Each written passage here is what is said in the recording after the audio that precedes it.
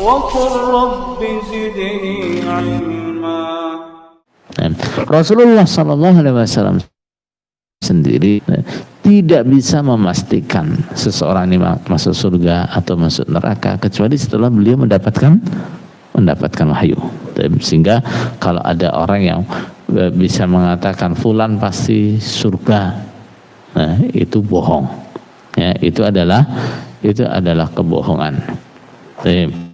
Dalil misalnya kalau bapak imam itu mesti surganya, kenapa? Nah, karena dia besok yang akan jadi saksi kita. Nah, ini ucapan yang jelas bertentangan dengan dalil, gitu ya. Jelas bertentangan dengan dalil. Kalau dia itu imam, betul-betul imam, yang bertanggung jawab dengan rakyatnya, justru orang-orang atau imam itu besok di hari kiamat dia akan datang dengan keadaan tangan dibelenggu di belakang lehernya. Kalau dia adil maka dia akan dilepas belenggunya. Kalau dia tidak adil maka belenggunya akan semakin menguat. Terus bagaimana? Nah, kemudian orang berani mengatakan kalau imam itu pasti masuk surga karena apa? Dia akan jadi apa? Nah, karena dia akan jadi saksi buat rakyatnya. Nah, jadi keliru.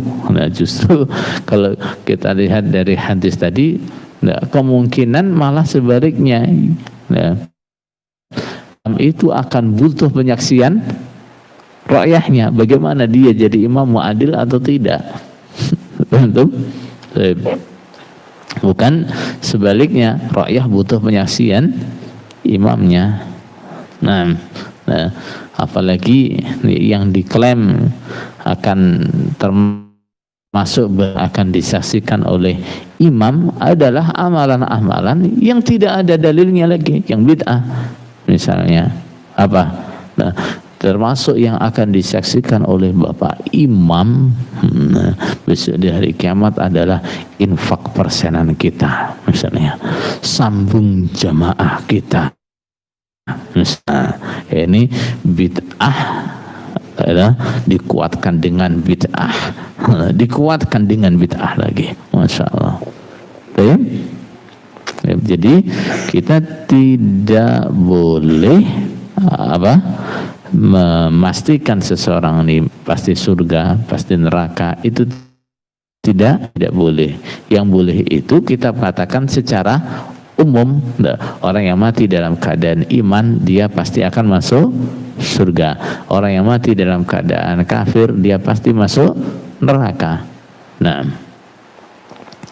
ada lagi ucapan penulis Raudhul Murbi adalah dia mengatakan wa yahrumu su'udz-dzanni bi muslimin zahiruhul adalah, dan haram berprasangka buruk kepada orang yang secara lahir dia adalah orang yang memiliki adalah. Adalah itu apa? Istiqamatul hal, kondisi yang baik. Orang ini dikenal atau dilihat sebagai orang yang baik, ibadahnya tertib, tidak diketahui dia sebagai ahli maksiat dan seterusnya. Orang-orang yang seperti ini kita nggak boleh berprasangka buruk kepada dia. Nggak boleh kita buruk pada dia, nggak boleh. Allah dia itu walaupun setiap hari tertib sholat jamaah tapi itu cuma pamer saja, nggak boleh seperti itu, ya. Itu tidak boleh. Oh, kelihatannya banyak sedekah dan seterusnya, cuma pamer saja, itu tidak boleh. Betul? Jadi kalau orang Islam itu zahirnya baik, tidak boleh kita berprasangka buruk kepada dia. Tapi kalau zahirnya jelek, gimana? Salah nggak kalau kita berprasangka buruk kepada dia? Tidak salah. Kenapa?